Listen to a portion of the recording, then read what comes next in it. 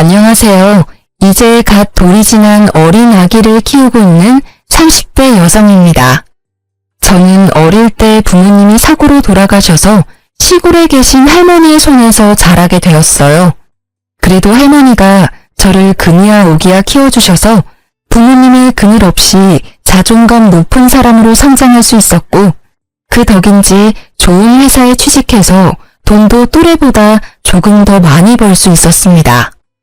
그러다가 원수 같은 전 남편을 만났고 연애하던 중 뜻하지 않게 혼전 임신이 되었어요. 그래서 어쩔 수 없이 결혼을 서두르게 되었고, 이로 인해 큰 고비를 맞게 되었습니다. 사실 시댁에서는 시골 출신의 부모님도 없이 할머니 손에서 자랐다는 사실을 알고 저를 탐탁지 않게 생각하셨어요. 그러나 이미 제 뱃속에 아기가 있으니 어쩔 수 없이 결혼을 허락하셨죠. 그렇게 우리는 결혼식을 하게 되었고 신혼여행을 떠나려는데, 결혼식 내내 훌쩍이던 시어머니는 남편의 손을 잡고 대성통곡을 했어요. 아이고, 우리 호준이 안타까워서 어쩐다니. 사위 사랑은 장모라던데 우리 아들은 고아랑 결혼해서 장모 사랑도 못 받겠구나. 게다가 너보다 나이가 3살이나 많기까지. 다른 집 아들들은 다들 어리고 예쁜 여자한테 장가가던데 너는 이게 뭐니? 내가 속상해서 원. 엄마, 너무 속상해하지 마. 누나 부모님이 안 계시긴 하지만 이미 누나 뱃속에 아기도 있고 결혼식까지 올린 마당에 어쩔 수 없잖아. 누나는 무슨 누나? 나는 너한테 저런 누나 낳아준 적 없다. 이제 다시는 내 앞에서 누나라고 부르지 마. 알겠어? 미나, 너도 네 남편 너보다 나이 어리다고 남편 이겨먹으려고 하지 마라. 알겠니? 어쩌다가 저런 고아랑 엮여서는. 에휴, 부모 없는 자식이 뭐 보고 배운 게 있기나 하겠어? 피로 현장에서 하객들이 주는 술을 과하게 마신 시어머니는 사람들이 많은 곳에서 나이도 많고 부모도 없다며 제게 무안을 주었습니다. 할머니는 시어머니의 말에 표정이 딱딱하게 굳으시더니 술 취해 정신없는 시어머니에게 한마디 했어요.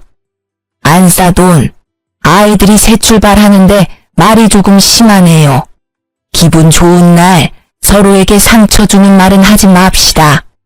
우리 미나 부모 없이는 자랐어도 제가 경우 없게 키우지는 않았습니다.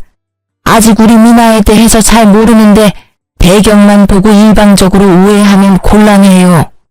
그리고 이미 사람들 앞에서 결혼식도 올렸고 무엇보다 아이들 사이에서 아기가 생겼는데 어째요. 이제 마음에 안 들어도 받아들이셔야지 않겠습니까? 우리 미나 잘할 테니 오해하지 말고 잘 봐주세요. 솔직히 말해서 미나가 임신만 안 했어도 저희 결혼 안 시켰어요. 우리 귀한 아들 호준이가 나이도 많고 부모 없는 사람이랑 결혼한다는 게 말이 됩니까? 쟤는 왜 임신이 되어서 우리 아들 인생을 망치는지. 시어머니는 눈에 눈물이 그렁그렁해서는 계속 상처되는 말을 했습니다. 할머니 역시 시어머니의 말에 참지 못하고 화를 내려던 찰나 시아버지가 할머니께 허리를 숙이며 정중히 사과했어요. 사돈 어르신, 안사람이 오늘 과음해서 말 실수하네요. 죄송합니다. 사실 너무 갑작스러운 결혼이라 제대로 준비하지 못하기도 했고 유일한 아들 자식이라 많이 속상한가 봅니다. 저희도 미나가 딸이라고 생각하고 예쁘게 보도록 노력할게요.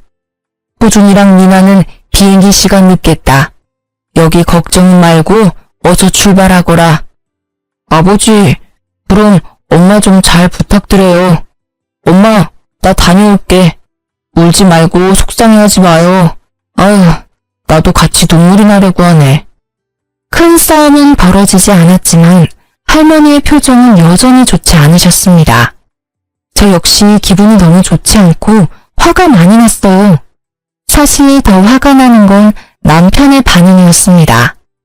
만약 할머니가 사람들 앞에서 남편에게 상처되는 말을 했다면 저는 그런 말 하지 말라고 강경하게 말씀드렸을 거예요.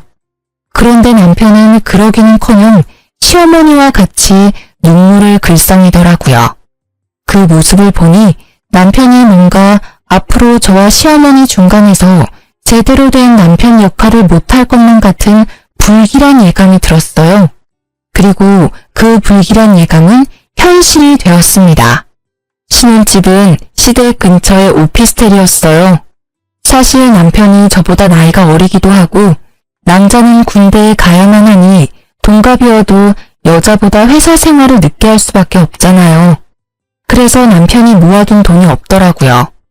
게다가 시댁이 넉넉한 형편도 아니어서 어쩔 수 없이 할머니가 오피스텔을 하나 얻어주셨습니다.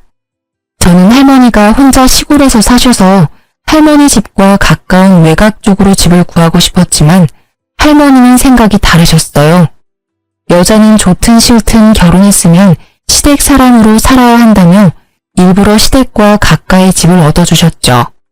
사실 시어머니가 절 싫어하는 게 분명해서 시댁과 가까이 사는 건 너무 부담스러웠어요.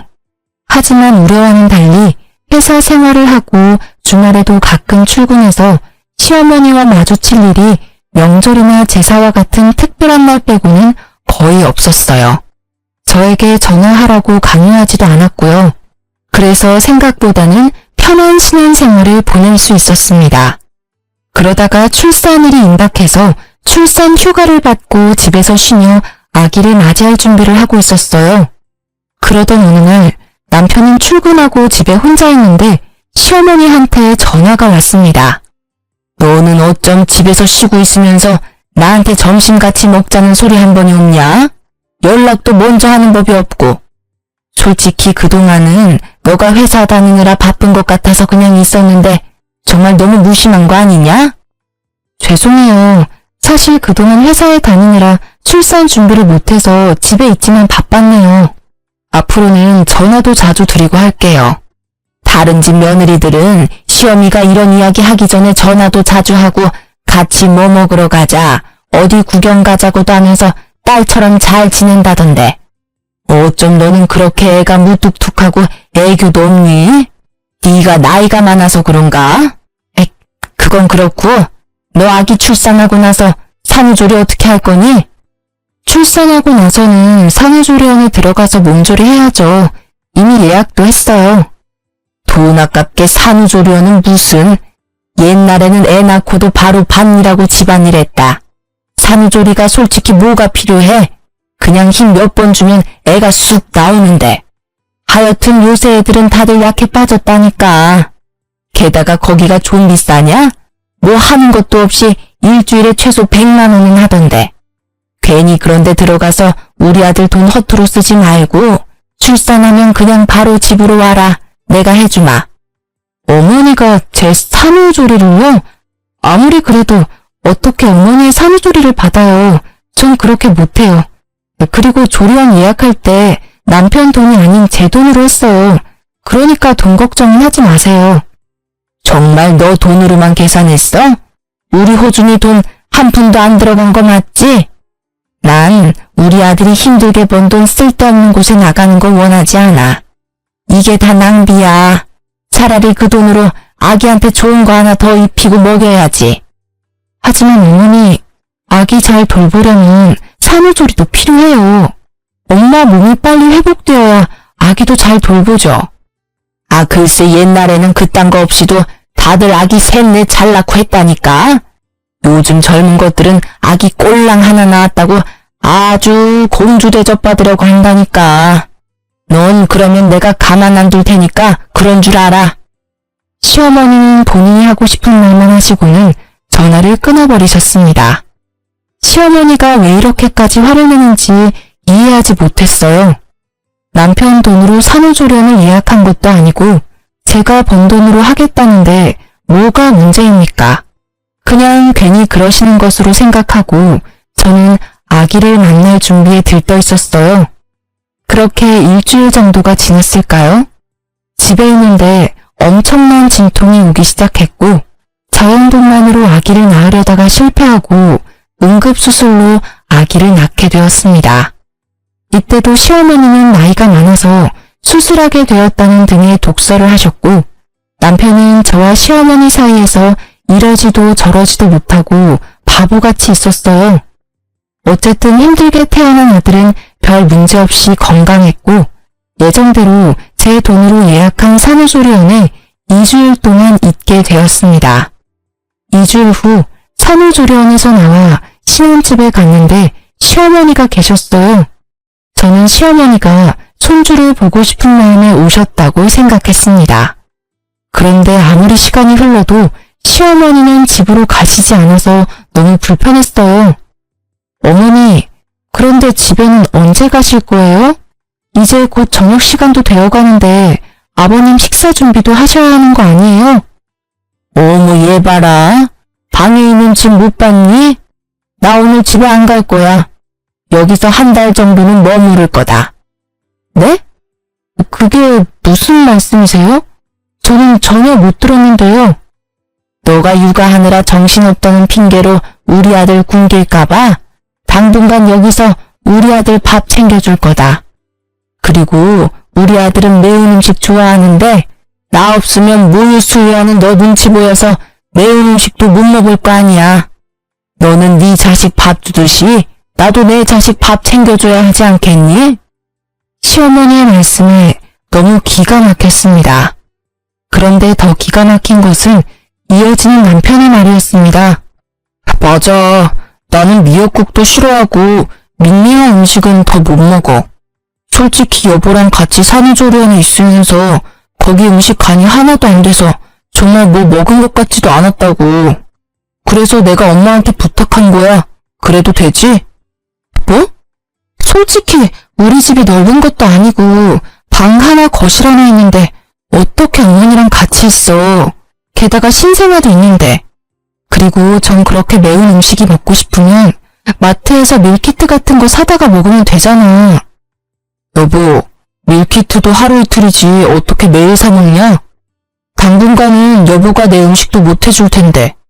그리고 우리 엄마가 괜히 여기 있겠다고 하시는 거겠어? 여기에 있으면서 내 음식만 챙기겠냐고.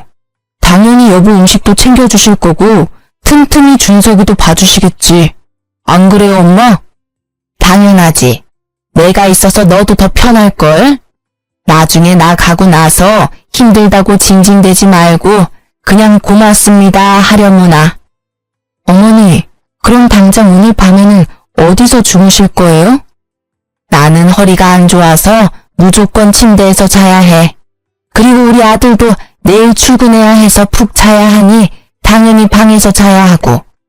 너는 새벽에 준석이 수유하고 기저귀도 갈아줘야 하니까 거실에서 자면 되겠다. 그치? 네? 거실에서요? 어떻게 신생아랑 갓 출산한 산모한테 거실에서 자라는 말을 하세요. 당연히 이 집에서는 손님인 어머니가 거실에서 주무셔야 하는 거 아닌가요?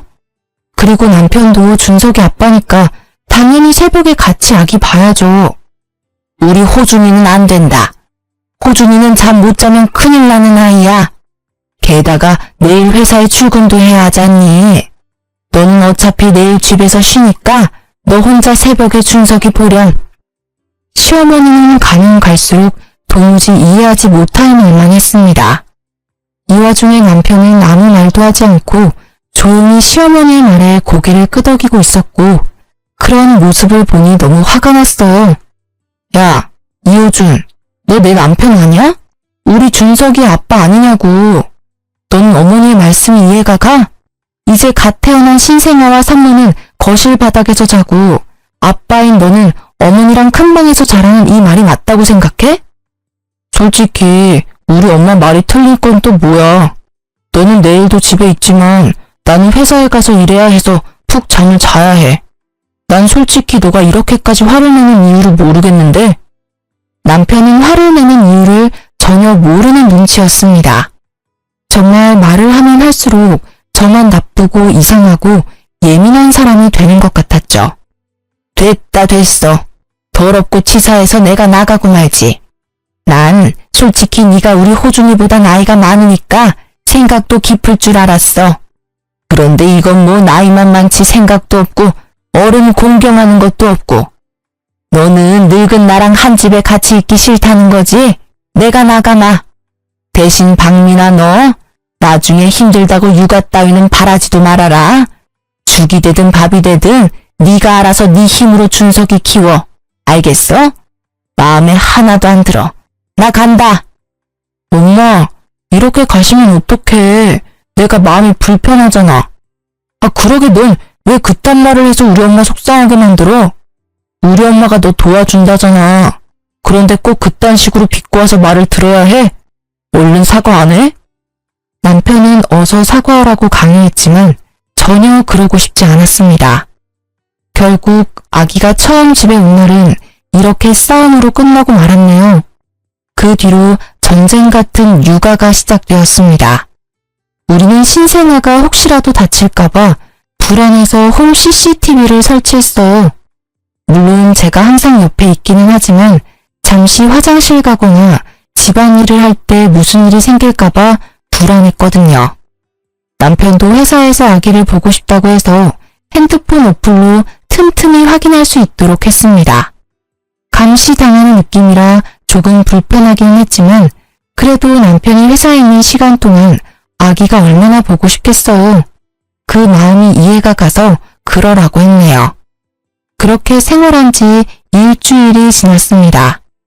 그날은 날씨가 갑자기 더워져서 아기 얼굴에 빨갛게 태열이 올라왔더라고요. 그래서 속사계를 풀고 부채질을 해주고 있었습니다. 조그마한 손과 발을 보며 귀여워서 어쩔 줄 몰라 하고 있는데 시어머니한테 전화가 왔어요. 얘, 잘 키우고 있어? 설마 팔다리 다 내놓고 키우고 있는 건 아니지? 아기들은 온도에 예민해서 추위 잘 타니까 팔다리 잘 감싸줘야 한다. 신생아가 감기 걸리면 난리나. 요새는 병원에 소아과 의사들도 없어서 아기들도 잘 안 받아준다더라. 그러니까 어서 속사계로 꽁꽁 싸매줘라. 속사계로 싸매면 땀띠 나서 고생할까봐 더 걱정되었지만 여기서 더 말하면 시어머니의 잔소리가 끊이지 않을 테니 그냥 대충 알겠다고 하고 전화를 끊었습니다. 그리고 당연히 속삭이도 하지 않았죠. 그런데 30분이나 지났으려나요? 시어머니한테 또 전화가 왔습니다. 속삭이 했니? 아무리 오늘 날씨가 더워도 아기들은 온도에 예민해서 추울 수 있어. 그러니까 얼른 속삭이 해줘. 네가 덥다고 해서 아기들도 더운 거 아니야. 아기들은 춥다고. 얼른 속삭이 해서 증거사진 보내라. 알겠니?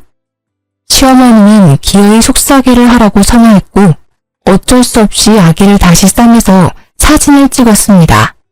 잠시 후 잘 놀던 아기가 칭얼거리기 시작했어요. 기저귀를 보니 응가를 했고 저는 엉덩이를 씻기고 기저귀를 갈았습니다. 그런데 기저귀를 가는데 시어머니한테 또 전화가 왔어요. 아까 내가 이 말 한다는 거 깜빡했구나. 요새 젊은 사람들은 귀찮다고 일회용 기저귀 쓰는데 그거 아주 많이 안 좋아. 통풍이 안 돼서 아기 엉덩이 발진 나고 화학 제품이 가득해서 아기 몸에도 별로 안 좋단다. 그러니까 너는 일회용 기저귀 말고 선 기저귀 써라. 그리고 귀찮다고 세탁기 돌리지 말고 반드시 손빨래하고. 참, 아기 옷들도 세탁기 돌리면 안 된다. 아기 옷은 예민해서 반드시 다 손빨래해야 해. 알겠니? 어머니, 요새 일회용 기저귀도 통풍 잘 되게 좋게 나와요. 그리고 저 지금 아직 출산한 지 한 달도 안 됐는데 어떻게 손빨래를 해요? 지금 손목도 아프고 허리 어깨 다 아파서 저 손빨래 못해요. 그래도 네가 엄마인데 이제 아기를 위해서 희생해야지. 그리고 아기 피부에 어른들 화학세제가 얼마나 안 좋은지 아니? 요새는 아기용 세제가 따로 나와요. 아기용 세탁기도 작은 걸로 장만해서 어른 세탁물이랑 같이 돌리지도 않고요. 다들 그렇게 하는걸요? 뭔 그렇게 말이 많아? 다들 그렇게 해도 내가 더 잘 알아. 솔직히 말해서 너가 아기를 잘 볼 수나 있냐? 아기 잘 앉지도 못하면서 뭘 한다고 그리 큰 소리야? 내 말대로 해라. 알겠니? 시어머니는 제게 더 말하고 싶어 했지만 때마침 아기가 배고프다고 울었습니다. 바로 모유를 먹이려 했지만 생각만큼 양껏 나오지 않더라고요. 모유가 나오지 않아서인지 아기가 숨이 넘어가게 울어서 급히 젖병과 분유를 챙겼습니다. 어떤 사람들은 이러면 혼돈이 와서 끝까지 모유를 먹인다고 하지만 잘 먹고 잘 크는 게 우선이라는 생각에 바로 젖병에 분유를 탔어요. 아기는 배가 엄청 고팠는지 허겁지겁 분유를 먹기 시작했습니다. 겨우 집에 고요한 평화가 찾아왔는데 시어머니한테 또 전화가 왔어요.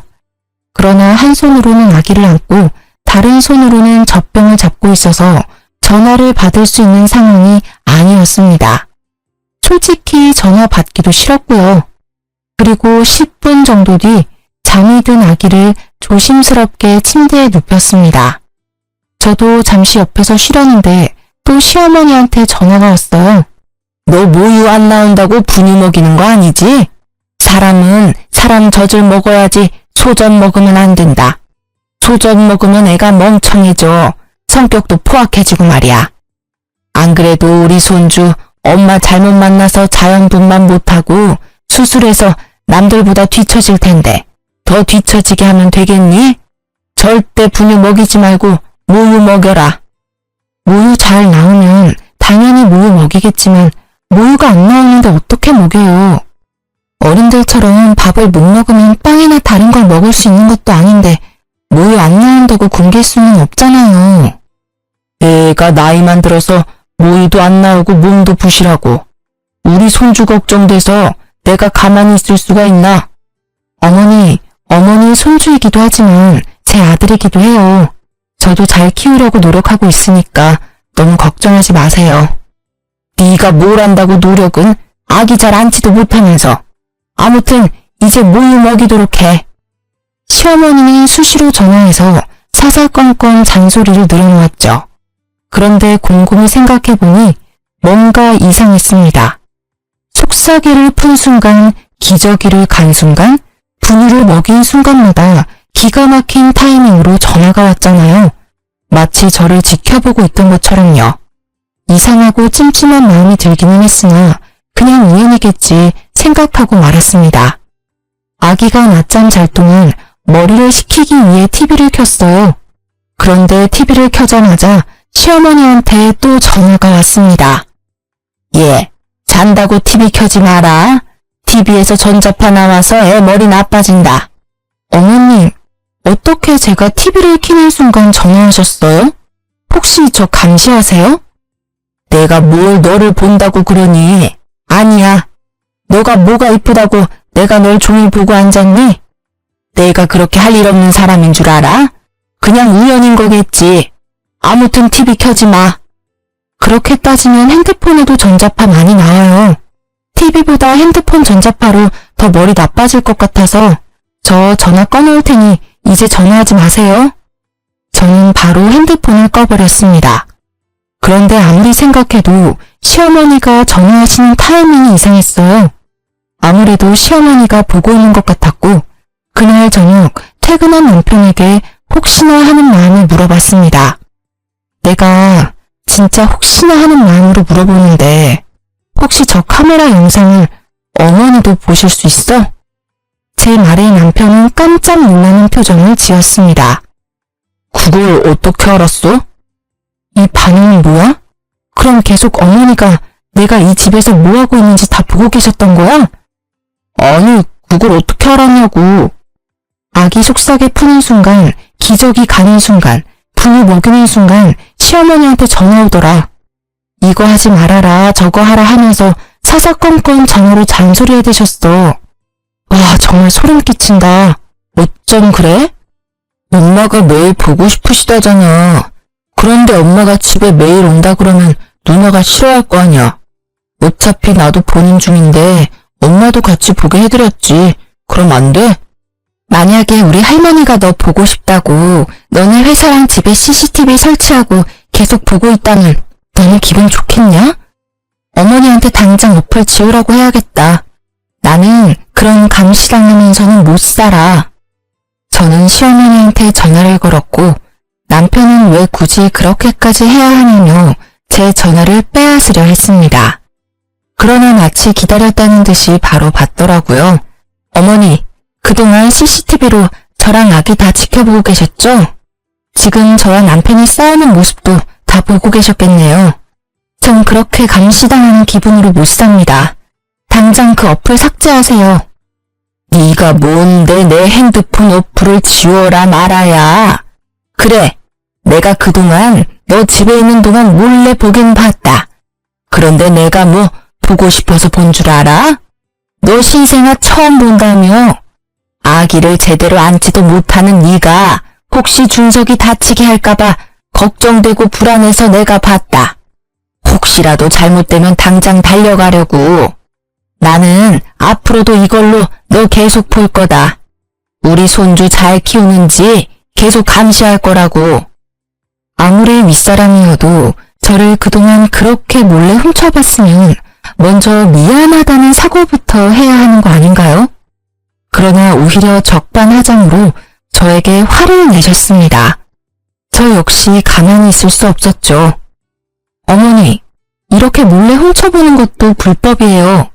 만약에 저희 할머니가 남편 보고 싶다고 이 집에 몰래 CCTV 설치해서 보면 어머니 기분 좋으시겠어요? 나이만 처먹었지 할머니 손에서 자란 네가 아기를 어떻게 키우니? 보나마나 그 깡촌에서 막 키웠을 텐데. 게다가 부모가 있던 것도 아니고. 이렇게 나이 많은 어른한테 말을 막 하는 거 보면 심성도 고약한데 네가 손주한테 무슨 해코지를 할지 어떻게 알아? 난 너 못 믿는다. 네가 부모 있는 집에서 바르게 잘 자랐으면 나도 이렇게 시간 낭비해가며 오지랖 안 부려. 아무리 그래도 전 매 순간을 감시당하며 살 수는 없겠네요. 어플 삭제 안 하시면 저 이 집에서 못 삽니다. 뭐 그럼 네가 이혼이라도 하겠다는 거냐? 그럼요. 못할 것도 없죠. 계속 이런 식으로 나오시면 저 이혼하겠습니다. 그래 아세요. 전화 끊습니다. 남편은 이 타이밍에도 제가 화난 이유를 전혀 알지 못했습니다. 우리 엄마가 혹시라도 준석이가 아프거나 하면 바로 달려와서 너 도와주려고 그러는 건데 너무하는 거 아니야? 어쩜 이렇게 우리 엄마의 마음을 몰라? 네 생각만 해. 너같이 시어머니를 우습게 하는 사람은 아마 세상 천지에 없을 거다. 참나.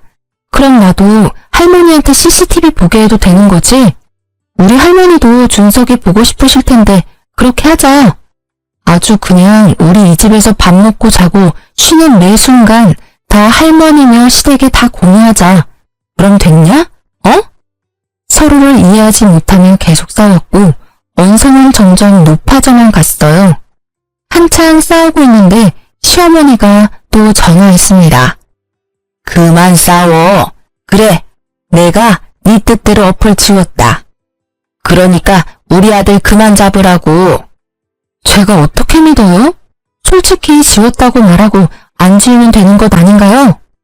지금이라도 가서 내가 어플 삭제한 거 보여주랴? 지금 가? 아니요.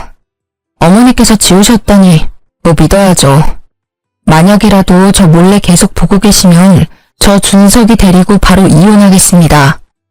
일단 어플을 삭제시켰지만 그 뒤로도 시어머니와 남편에 대한 불신과 미움이 가득 남아있었습니다. 하지만 시아버지와는 사이가 좋았어요. 시아버지는 항상 제게 아들을 낳아줘서 고맙다고 표현해주시는 유일한 분이세요.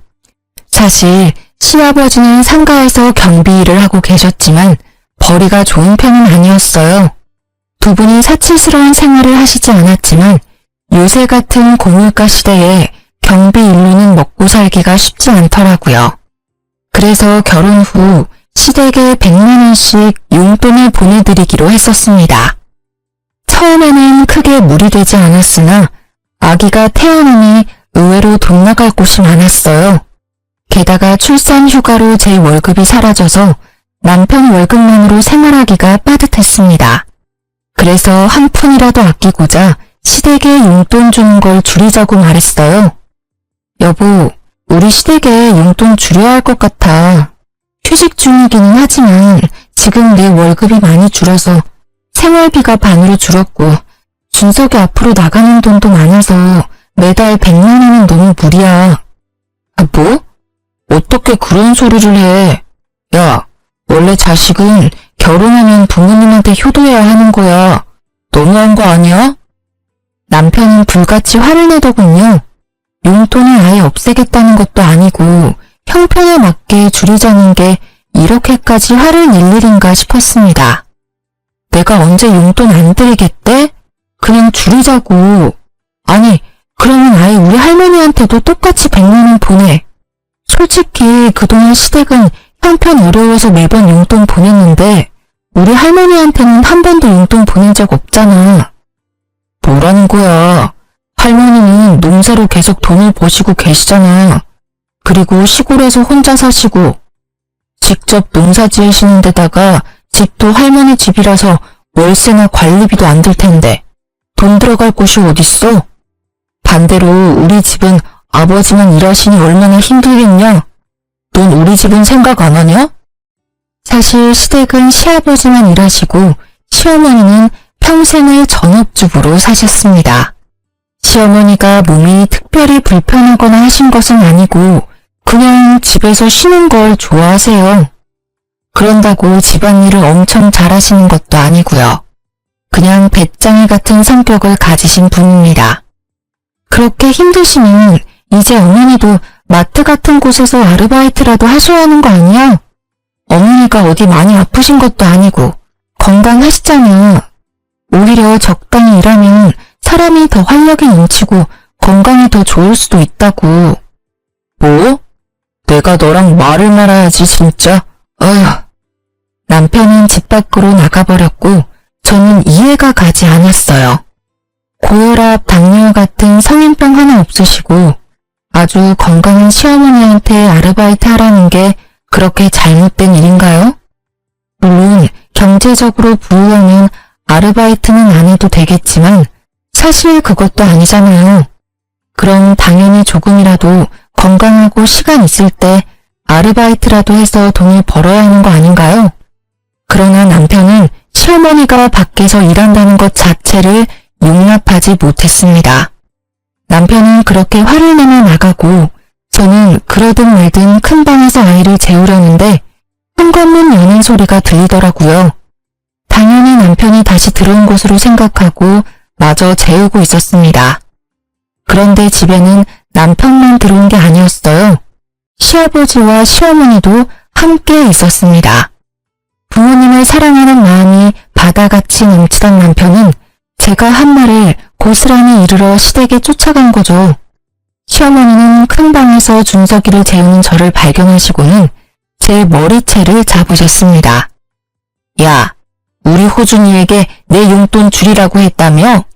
네가 감히 어떻게 그런 말을 해? 네가 뭔데? 갑자기 달려드는 시어머니 때문에 저는 아기를 놓칠 뻔했습니다.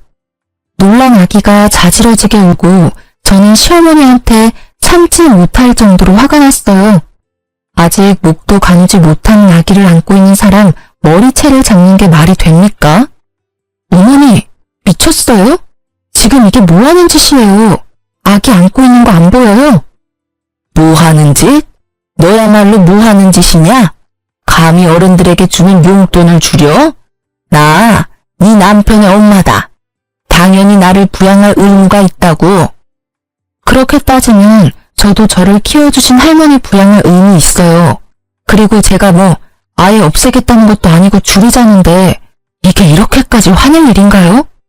참고 또 참았는데 더는 안 되겠네요. 이혼하겠습니다. 이혼? 그래, 잘 됐네. 나도 너같이 싹수 없는 며느리 따위 필요 없다.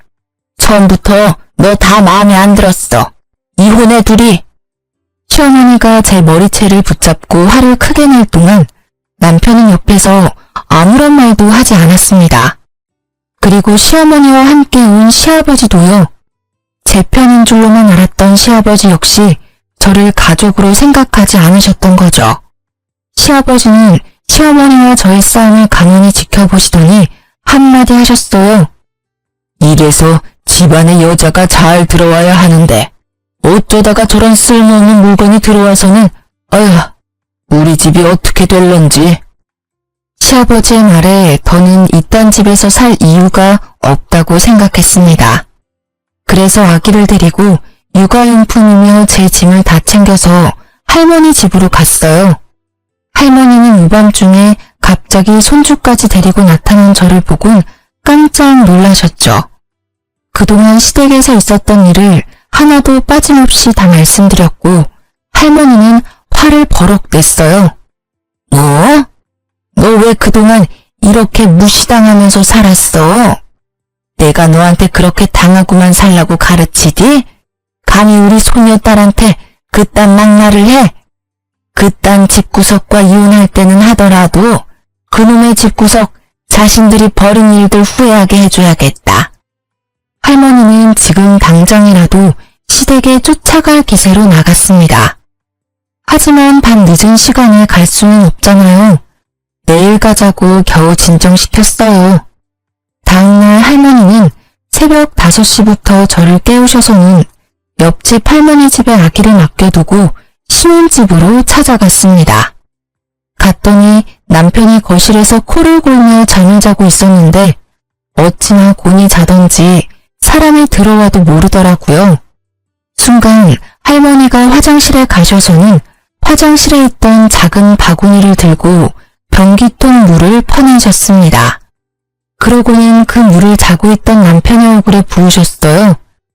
똥물에 튀겨도 모자랐느나 내 귀한 손녀딸 너 하나 믿고 보냈는데 어떻게 우리 미나를 그렇게 무시할 수가 있어? 할머니 언제 오셨어요? 그리고 이 물은 또 뭐예요? 자다가 물벼락을 맞은 남편은 저승사자라도 본 것처럼 깜짝 놀라며 안절부절 못했습니다. 내가 너 돈 없다고 해서 이 집도 마련해주고 내가 너한테 용돈 한 푼 바란 적 있었냐? 이 썩을 놈아. 나는 너 같은 놈 내 손녀 사위로 못 봐준다. 둘이 갈라서. 그리고 당장 이 집 팔아버릴 거니까 당장 나가. 아니지. 그 전에 너네 집부터 먼저 가자. 너네 부모 만나서 내가 아주 땅을 치고 후회하게 할 거야. 이 못된 것들. 할머니는 남편의 멱살을 잡고 당장 앞장서라고 난리셨습니다. 쩌렁쩌렁한 할머니의 호통에 남편은 손을 벌벌 떨며 기다시피 시댁으로 향했어요. 시부모님은 아침 대바람부터 오신 할머니의 모습에 어쩔 줄 몰라 했습니다. 사돈어른이 아침부터 여기 무슨 일로 아니 그런데 옷과 목걸이, 시계, 가방이 이게 다 뭐예요? 내 옷이 뭐요? 내가 뭐 못 입을 거 입고 왔어요? 이거 샤넬백 아니에요? 아니 이 시계는 시골에 계시던 사돈어른이 어떻게 이런 거를 다 하고 오셨어요? 새벽 대바람부터 오느라 제대로 못 봤는데 할머니가 1,000만 원이 넘는 명품 옷에 300만 원짜리 목걸이, 3,000만 원짜리 시계에 명품백까지 메고 오셨죠. 사실 우리 할머니가 대대로 내려오는 부자 집안의 외동딸입니다. 시골에서 살기는 했지만 덕분에 전 부유하게 자랐어요. 그러나 할머니는 돈 있다고 떠벌리고 다니면 골치 아플 일만 생긴다면서 보유재산을 주변 그 누구에게도 말하고 다니지 않으셨어요. 시골에서는 항상 몸빼바지만 입고 다니셨고 명품 옷은 몇 벌 있긴 하지만 거의 꺼내 입지 않으셨습니다. 그랬던 할머니가 갑자기 명품을 휘감고 오셨으니 시댁에서는 얼마나 놀랐겠어요. 할머니의 모습에 입도 못 다물고 있었고 할머니는 그런 시부모님께 한 소리 했습니다. 이봐요. 시골에 산다고 사람 우습게 보지 마요. 시골에 살아도 내가 당신들보다 훨씬 더 돈도 많고 능력이 있다고. 할머니가 시부모님께 더 뭐라고 말을 하려고 했는데 남편이 갑자기 할머니의 손을 잡았습니다. 그러더니 세상 착한 미소를 짓더라고요. 할머님, 화만 내지 마시고 손주 사위 말 한번 들어주세요. 저와 누나 약간의 오해가 생겨서 이렇게 된 거예요. 오해? 개 풀 뜯어먹는 소리하고 앉았네. 야, 우리 미나가 안타까운 사정으로 부모는 빨리 잃었어도 너보다 더 잘 먹고 잘 살았어. 이 썩을 놈아. 우리 미나가 내가 죽으면 물려받을 재산이 100억이야 이놈들아. 1억도 없는 거지 같은 집안에서 어디 우리 집을 무시해? 난 거지들과 사돈 못 맺으니 빨리 도장 찍어. 할머니의 말에 남편은 무릎까지 꿇었습니다. 할머니, 제가 나이가 어려서 생각이 짧았습니다. 부디 노여움 푸시고 헛소리 집어치우고 당장 내 집에서 나가. 너네 신혼집 내가 사준 거 알지? 딱 하루 준다. 안 나가면 그 집에 있는 네 물건들 다 던져버리고 아주 박살 내버릴 테니까 그런 줄 알아. 어차피 살 날도 얼마 안 남았는데 이참에 뉴스 한번 나오지 뭐. 결국 남편은 신혼집에서 쫓겨났고 저는 바로 이혼하자고 했습니다. 그런데 할머니 재산이 탐이 났는지 합의를 해주지 않더라고요. 그러나 남편 놈과는 하루도 같이 붙어있을 자신이 없는 저는 일단 아이를 데리고 할머니 집으로 들어갔습니다. 그러던 어느 날 시부모님이 할머니 집까지 찾아왔어요. 두 분은 할머니를 보자마자 무릎까지 꿇으시더니 조심스럽게 입을 열기 시작했습니다. 사돈 어르신, 정말 죄송합니다. 제가 아들 자식이 하나뿐이라 오냐오냐 키워서 이렇게 되었네요. 제가 아들 자식 잘 단독시키고 미나에게도 진심으로 사과할 테니 제발 우리 아들 받아주시면 안 될까요? 그쪽은 이미 글러먹었어. 이 상황에서도 아들 탓을 하는 게 제대로 된 부모인가? 참된 부모는 자식의 잘못도 다 안고 가는 사람일세. 나는 돈이 없는 사람은 괜찮아도 인성이 글러먹은 사람은 절대 용납 못해. 그래서 인성이 거지 같은 당신네가 우리 손녀딸의 시부모가 되는 꼴 절대 못 봐. 당신들 밑에서 자란 아들도 마찬가지겠지. 할머니의 단호한 말씀에 시아버지는 안절부절 못하며 어떻게든 할머니의 마음을 돌리려고 하셨습니다. 어르신, 제 안사람과 아들 녀석 때문에 화가 많이 나셨죠? 이게 다 집안관리 제대로 못한 가장인 제 잘못입니다. 그러니 저만 탓하시고 우리 가족들 용서해 주시면 안 될까요? 웃기는 소리 하지 말게나. 아무리 돈이 없어도 인성이 훌륭한 사람은 많아. 당신들은 돈이 없어서 사람 관리 못한 게 아니라 그냥 원래 인성 자체가 거지 같은 사람들이야. 나는 이제 우리 미나 당신들에게 못 맡기겠네. 아이고 어르신, 제가 다 잘못했어요. 그러니 제발 노여움 푸시고 한 번만 기회를 주세요.